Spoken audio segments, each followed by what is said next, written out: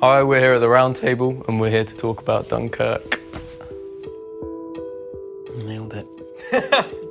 The traditional thing in Hollywood movies is to cast 28, 29-year-olds, 30-year-olds and pretend they're younger. We wanted to cast people of the right age. We wanted kids who would experience these events the way people would have at the time. And it was very important to us to find interesting, fresh faces to do that. I think it was important to shoot on location, to give the film a perspective and to give us a perspective. I wasn't on the beach with the boys, but that must have been amazing. I was coming out onto the beach and there was like 1,300 extras, all dressed in battle gear. There was Spitfires flying overhead, destroyers in the background. The beach was set dressed, sandbags and trucks and everything, and there was explosions going off in the sand. And it was just so real. You can never really put yourself there, but that is, I think, the closest you can come to putting yourself in that situation. And the pure panic and terror. So vulnerable, so vulnerable. I mean, from every aspect as well. Sitting ducks on the beach, sitting ducks on the water, sitting ducks in the air. You're just so exposed, you've got nothing to shield you. It's not, pretend there's an explosion happening over here. It's actually going on. And then I think, that just means you get natural reactions to stuff. Yeah, any reactions you have are just a response to what's going on around you. It's just kind of honest. I never actually felt like I was thinking about acting because everything was there for you. There was kind of no acting required in many situations with everything that was flying around your head or exploding. And then you get this bloody Spitfire going across your head and you're like, oh, okay. With Jack at the helm. Mention it, don't worry. Any day. He's on me! I was up in the air over the channel with the Spitfires. They strapped the IMAX to the wing of the plane that I was in and flew it over, swooping over the channel with a massive IMAX camera on the wing. The thing with the IMAX is just it's so epic. And I think that's with Chris's films. He does that so well. He captures that huge, vast picture, which just sucks you in. It's like a black hole, just pulls you in. You wouldn't be doing the story justice if you shot it on anything else, yeah. What was your favourite thing about working with Chris? It's funny you asked that, Finlay. He leads by example so much. He's like the first one there, the last one to leave. Very present. Yeah, very hands-on. Yeah, I was always told about, if you were to ever do a film, that you'd hear the director shouting the directions from 3 miles away in a tent. But, Chris is there the whole time. You see the camera there and Chris there, so. Literally right beside it, the little monitor. Yeah. These huge sets and there's kind of, real Spitfires and warships all around you and all the rest of it, thousands of extras. The ship's about to leave! The scale of this was absolutely massive. I think the general public are in for an epic suspense thriller based within the framework of historical background. You're going to watch a super intense movie. It just doesn't give the audience time to think. You're just plunged straight into this world and you're just kind of swept along in it. And you're just taken with you. You see this world through their eyes and ears, and their story really needs to be told. It's a film of survival and panic. It's breathless. I think it's going to be bloody brilliant. You can practically see it from here. What? Home. There are 400,000 men trapped in one place, on a beach. Their backs to the sea, the enemy closing in all around them. And it's just a matter of time before they face surrender or annihilation. And the fact that this story does not end in either surrender or annihilation is what makes it one of the greatest stories in human history, and one which I've been wanting to tell for quite some time. I'm not going back. There's no hiding from this sun. So this is the first time you've approached a real-life event. Let's talk about what it was about Dunkirk that spoke to you so deeply, made you want to bring it to the screen. Well, as for most British people, Dunkirk's a story that we grow up with. I can't even remember the first time I was told about the events at Dunkirk in 1940. And as a storyteller, you're always looking for gaps in the culture or the cultural record, and stories that should have been made into modern films that haven't been. And Dunkirk is certainly one of those. I think it's one of the great stories of human history, and it hasn't been addressed in modern films until now.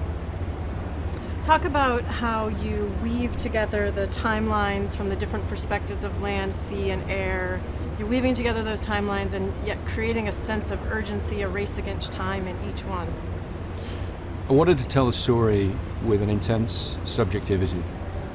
Dunkirk is a survival story. It's the story of 400,000 men trapped on a beach with the enemy closing in on all sides, and a desperate race against time to get these guys back home. I wanted to put the audience on the beach with these guys. I wanted to put the audience in the cockpit of Spitfire, battling the enemy in the air. And I wanted to put them on the decks of a small boat with civilians coming over to try and help these guys. And so to do that, decided to tell the story intensely subjectively, but from three different points of view, so that over the course of the film, as these stories sort of braid together, you get a more coherent picture of the larger events of Dunkirk. And what it was like to be there.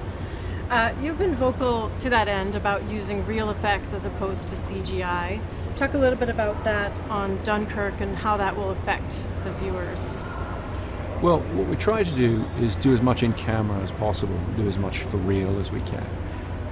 We want the film to feel tactile and physical and authentic, and we want it to play in the present tense in a way, really, that the audience feels that they're there, that there's no screen between us and the events of 1940.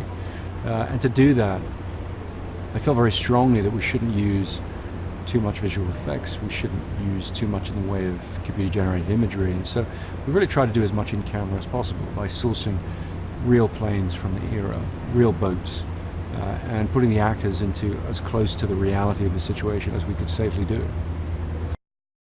I understand you and Emma, or I've been told you guys made your own channel crossing some years ago. Mm-hmm. Can you tell me a little bit about that and the impact it had on you?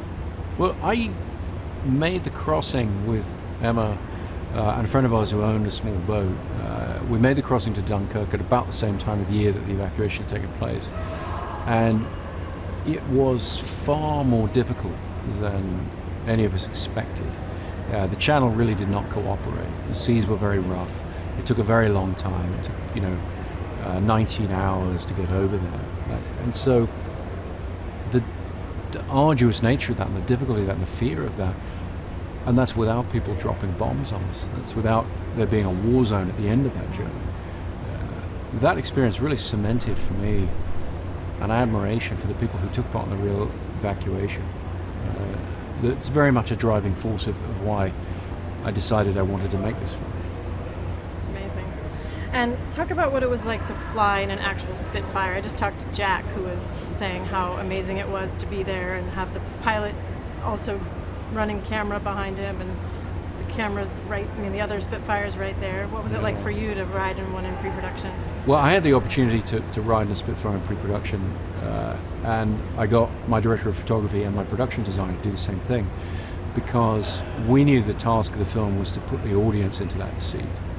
And experiencing it ourselves, other than the fact that it was a lot of fun, it actually gave us a series of insights into what that would feel like, and how we could get the camera into a particular position, how we could film it in such a way that the audience could get that same experience.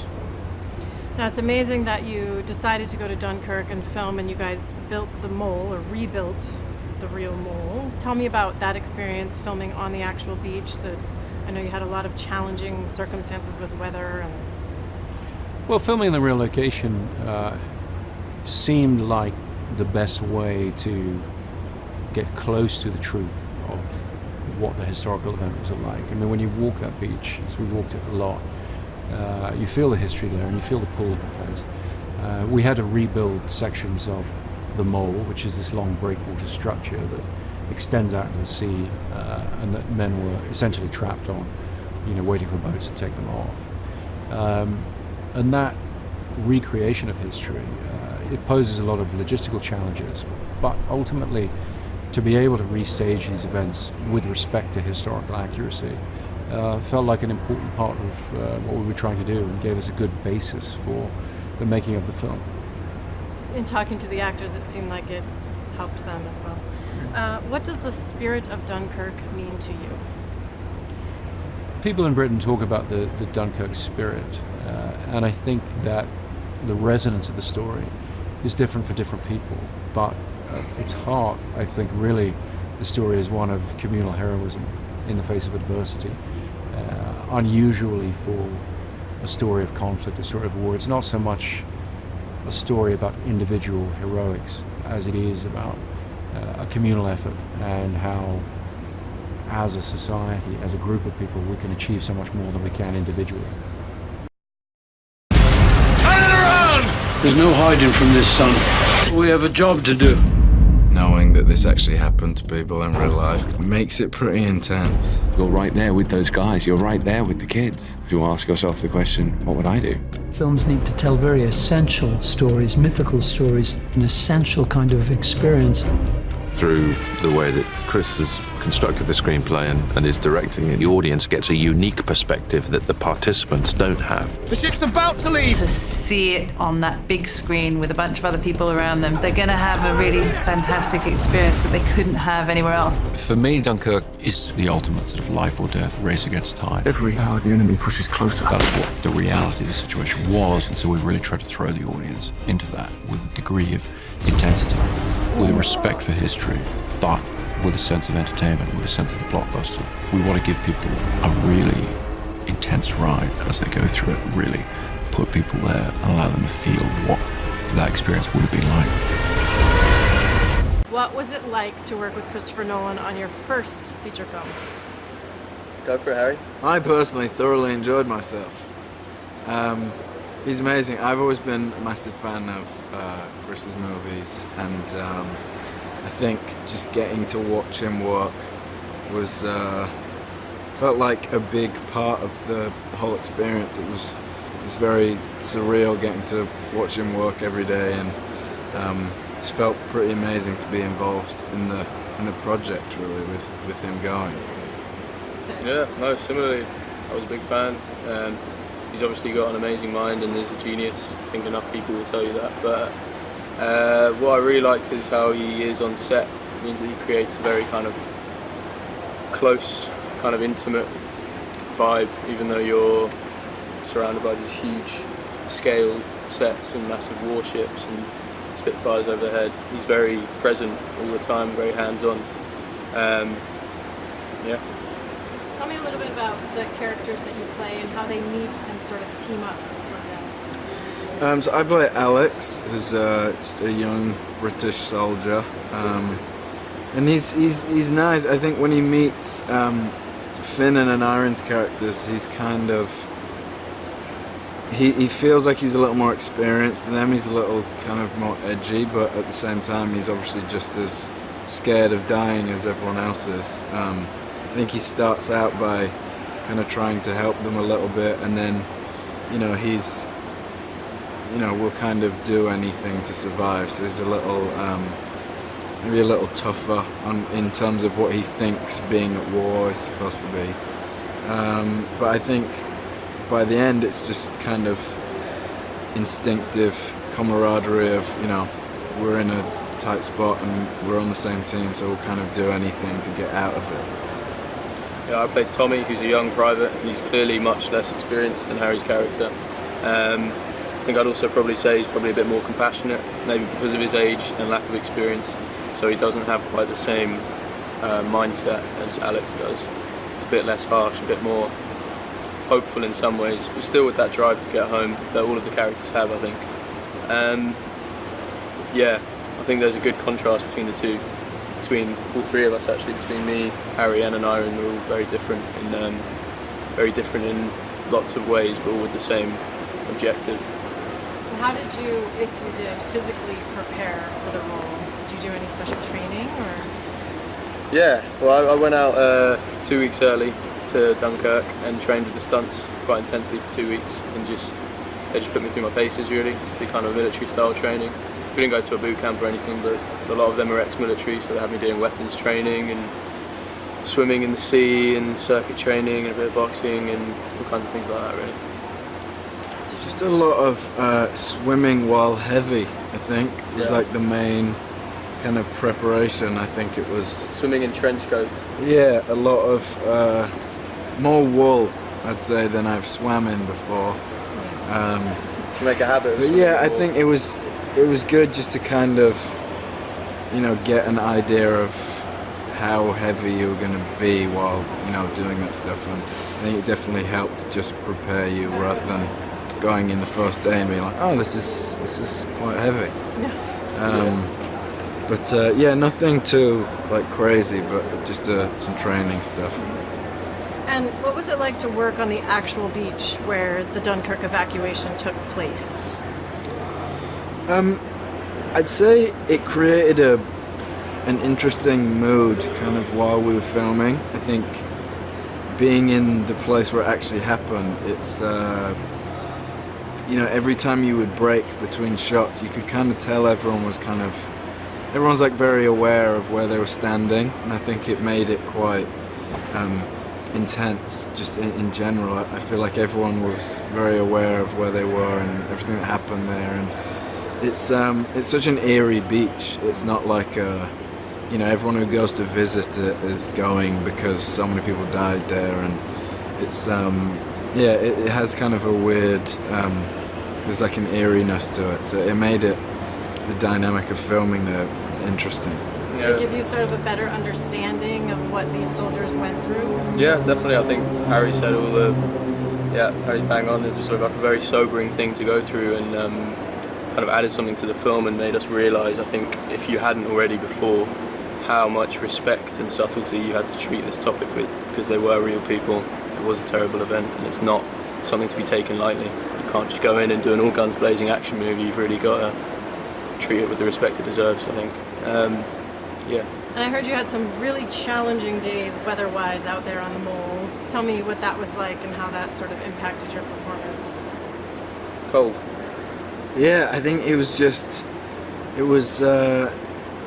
very cold. I think it helped in terms of it didn't require much acting in terms of the elements, and obviously you can't recreate the feeling of what actually would have been like, and the elements being tough is nothing in comparison to obviously what the soldiers would have gone through.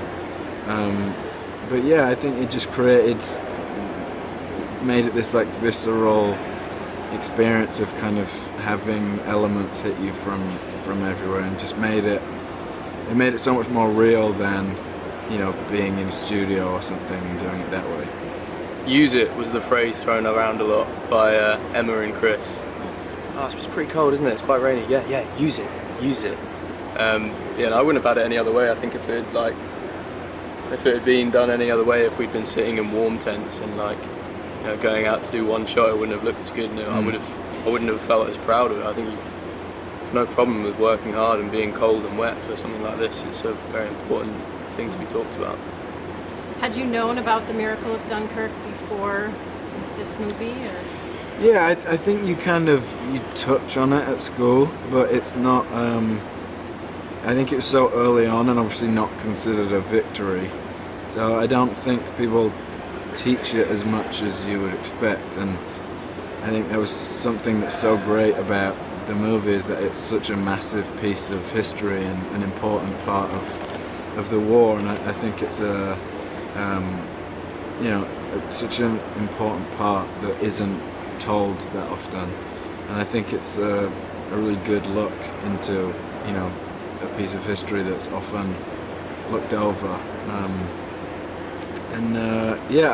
I think the movie's amazing. I think he's done such an amazing thing with the story and how he's told it, and it's great. I think you learn about the spirit of Dunkirk a lot at school, or at least it's clear when you learn about the war that the spirit of Dunkirk, Dunkirk set the tone for the rest of the war and how Britain would react throughout the rest of the war, which was a very coming together kind of thing with the British people, of supporting each other, supporting the troops to get through this time of crisis. So I think you touch more on the spirit of Dunkirk, but not necessarily the actual events that took place. This is it. From a production point of view, it's exhilarating because you're standing there and you're looking at the thing unfold in front of you. It becomes absolutely part of how your character develops. When you're actually in the environment and it's happening to you. It's very helpful to have a real Spitfire or two and a Messerschmitt and a couple of things fly low over your boat. One of ours! And then the force of that engine. It was just insane to watch these, Spitfires feet above your head. When do you ever get to do that as a human being? And playing those situations, literally all you had to do was watch what was happening. It's so easy and so pleasurable when there's less to try and imagine. When you stand on a battleship, which is already crazy, and then a Spitfire goes by you. The audience will believe. I think they will just know and then they'll feel it.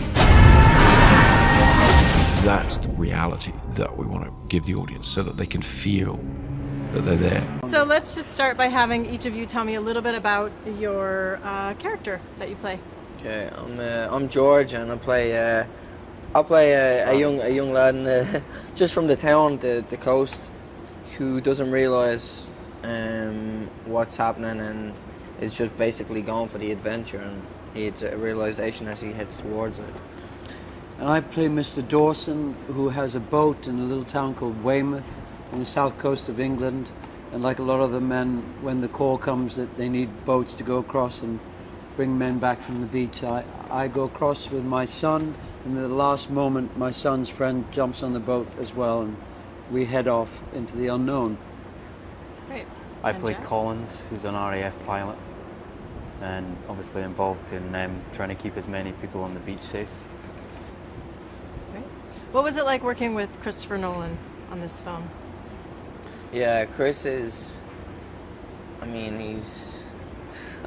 repeated this loads of times, but he's a master, he's a genius at what he does, and he's very, he can just, I know a lot of directors, but they don't try to say a lot, but he can basically sum up what he wants in a few words, Yeah, you can see the whole thing at once. I think for his films, because they jump about all over the place, he has to try and see the whole thing at once, and how every little bit fits in. He can do that very well. I like the fact that he's identifying what's different about film to television or other recorded things, and he's very insistent that it's on film, it's not digital. I know that he led the fight to save Kodak and make sure that there was still a stock for filmmakers like him who want to film this way to be able to do so. And I think film is a different thing than television. Television's amazing now, the long character stuff that it can do, but I think filming on film, and in this case in that big, wide, thick negative, it was remarkable to see that his care for that old-fashioned way. Yeah, he certainly is detailed. Yeah. Mark and Barry, you guys spend a lot of time on the Moonstone. Yeah. What were the challenges of filming on the water, being in the water all the time?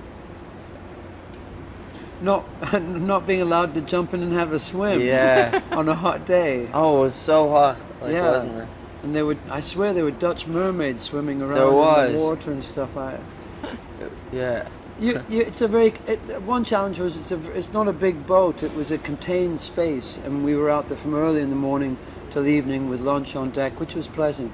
But it got quite hot, and it was not just us two. It was a lot of naval experts, diving experts, and the sound recorder, and so we were all hunkered down in the cabin for hours. So it was quite. And I was familiar with every single space in the boat. You try to find a new little space to hang out in. And there was one little funny toilet at the front, wasn't there? Yeah.